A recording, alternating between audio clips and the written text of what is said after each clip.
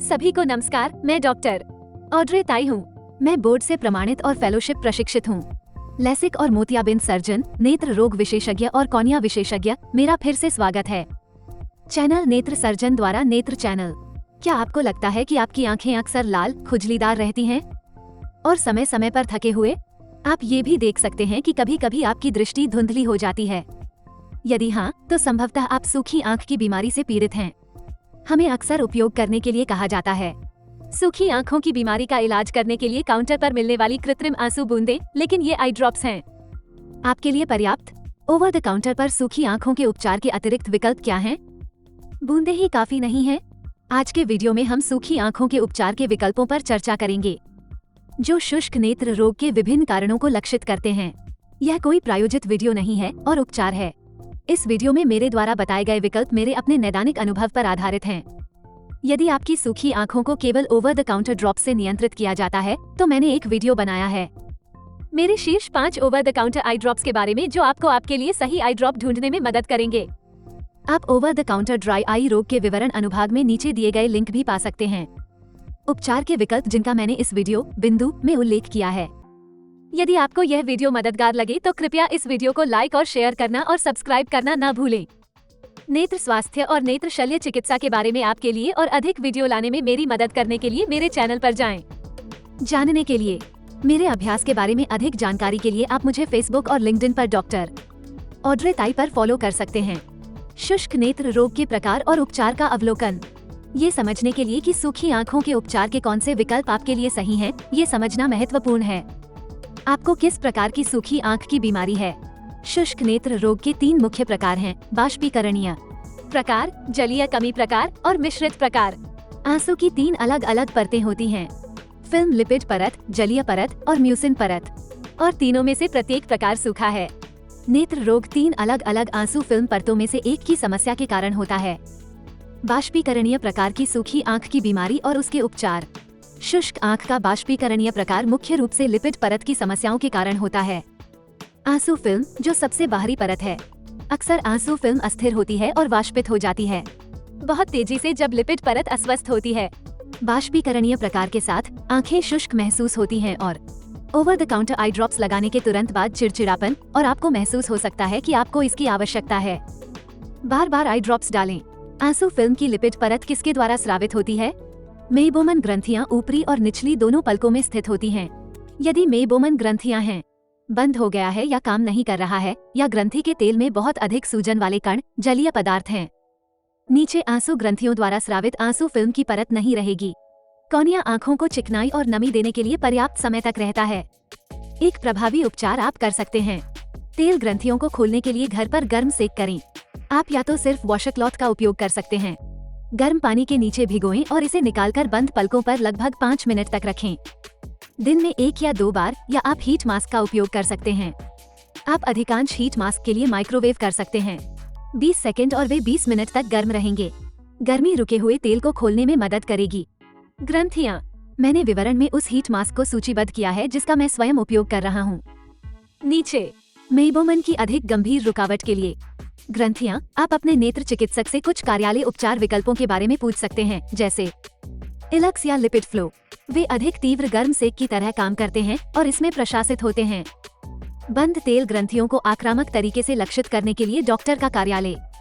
बाष्पीकरणीय सूखी आंखें मेइबोमन द्वारा स्रावित अस्वास्थ्यकर ग्रंथि तेल के कारण भी हो सकती हैं। ग्रंथियां। यह आमतौर पर आंसू फिल्म में बढ़े हुए सूजन वाले कणों के कारण होता है। इस मामले में मेइबोमन ग्रंथियों के स्वास्थ्य को नियंत्रित और बहाल करना महत्वपूर्ण है, और उनका तेल। यहीं पर ओमेगा 3 सप्लीमेंट काम में आ सकते हैं, क्योंकि ओमेगा 3 सप्लीमेंट ये प्रिस्क्रिप्शन दवाएं नहीं हैं और FDA उनकी खुराक आदि द्वारा विनियमित नहीं है। रचना बहुत भिन्न हो सकती है। आगामी वीडियो के लिए बने रहें, जहां मैं और अधिक जानकारी लूंगा। शुष्क नेत्र रोग के लिए ओमेगा 3 तेल की खुराक के बारे में गहराई से जानें। मैंने विवरण में एक लिंक डाला है। यदि आप आंखों को रंगने के लिए ओमेगा 3 तेल के एक ब्रांड की जांच करना चाहते हैं तो नीचे दिया गया है। कृपया किसी भी उच्च खुराक वाले ओमेगा 3 अनुपूरक लेने से पहले हमेशा अपने चिकित्सक से परामर्श करना याद रखें, ये सुनिश्चित करने के लिए कि क्या वे आपके लिए सुरक्षित और सही हैं। जलीय कमी प्रकार के शुष्क नेत्र रोग और उसके उपचार।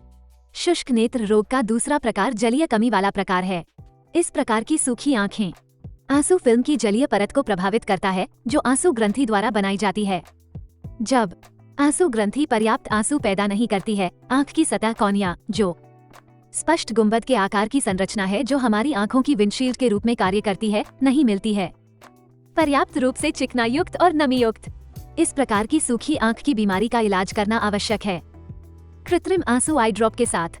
कई बार अश्रु ग्रंथि और सतह पर सूजन आ जाती है। आंखों में आंसू उत्पादन में कमी और कम आंसू कारोबार का कारण बनता है।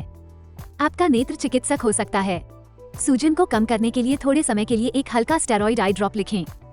आंख की सतह और आंसू उत्पादन में सुधार करने के लिए प्रिस्क्रिप्शन आई ड्रॉप युक्त। यदि लंबे समय तक उपयोग किया जाए तो स्टेरॉइड के दुष्प्रभाव हो सकते हैं, जैसे मोतियाबिंद का बनना और आंखों का बढ़ना। दबाव।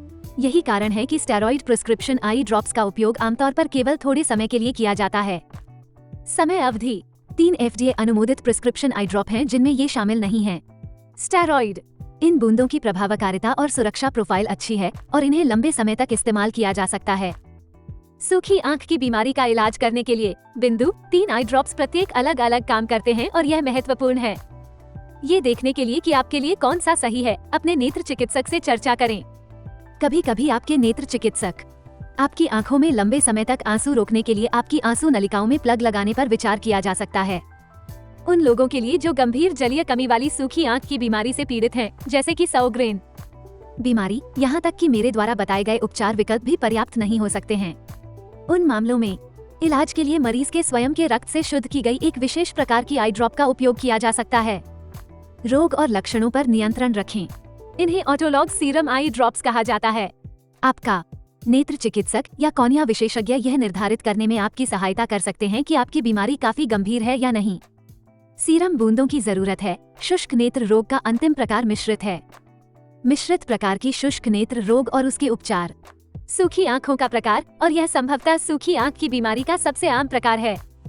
एक के लिए बहुत से लोगों की आंखें सूखी होती हैं। लिपिड परत और आंसू फिल्म की जलीय परत दोनों अस्वस्थ हैं। मिश्रित प्रकार वाले लोगों को शुष्क उपचारों के संयोजन की आवश्यकता हो सकती है। मैंने पहले उल्लेख किया था, जैसे गर्म सेक और ओमेगा 3 तेल की खुराक में सुधार करना।